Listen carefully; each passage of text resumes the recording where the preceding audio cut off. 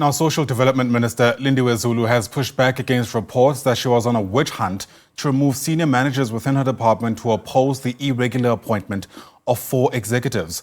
Now, according to the city press, the department had instituted an investigation into 34 senior managers and Nehawu representatives for blowing the whistle on the appointments, including that of the acting Director-General Linton Mchunu. Zulu, who's currently in New York attending the 68th Commission on the Status of Women, spoke exclusively to our correspondent Sherwin Bryce-Pease, who began by asking her for her reaction to these reports. I'm happy that in South Africa we've got good institutions of governance. When you are a minister, you are accountable first to Parliament, and I've been taken to the Ethics Committee. I await to present myself to the Ethics Committee, and I'm happy that in South Africa we've got strong institutions of governance. They've taken me to the Public Protector. I await the time for me to present myself to the Public Protector. But lastly, what is good about South Africa is that we've got institutions that are a recourse for people. So in the long and broader perspective of what is being brought onto the table, the public service has it.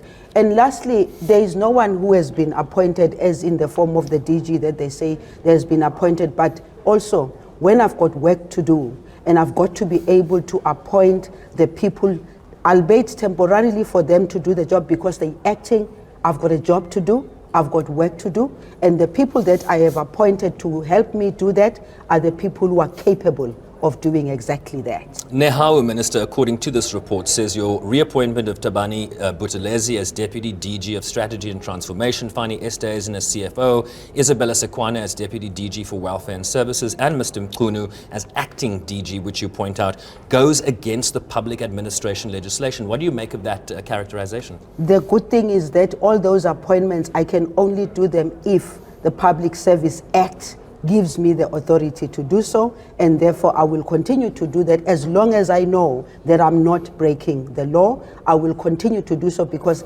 these are people who are going to help us deliver on all the policy issues that we have put. And by the way, many of these people are very experienced. They've been in the department for a very long time. They are the ones that make it possible for us to go to Parliament, present ourselves to the Portfolio Committee. They are also able to go anywhere else where they need to be to show that the Department of Social Development understands and appreciates its task. Nehawu disagrees with that position. They say you flouted labour laws by appointing Mchunu because he has never served as a senior management service member and that he needed to be appointed in terms of the SMS handbook, further stating that the acting DG lacked the necessary experience and skill to occupy the position of DG. So really countering what you've just said. The public service can be able to tell me that, and if according to the Public Service Act, they would have found that not correct, first and foremost, he wouldn't have even been selected as one of the candidates to go for interviews.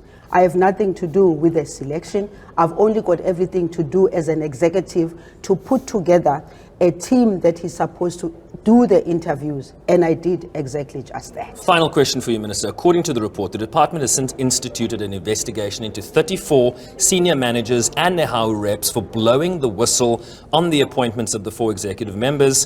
What do you make of this investigation? What was your hand in this investigation and the obvious discontent it's fostering within the Department of Social Development? I have no hand in that investigation. What must also be understood, as a department, like all departments, we have the committee that audits our work, the internal audit committee. We've also got the external audit committee that takes responsibility. I cannot be the one that directs that kind of investigation. That depends on the human resource of the department, and that depends also according to the public service. So that is not my task.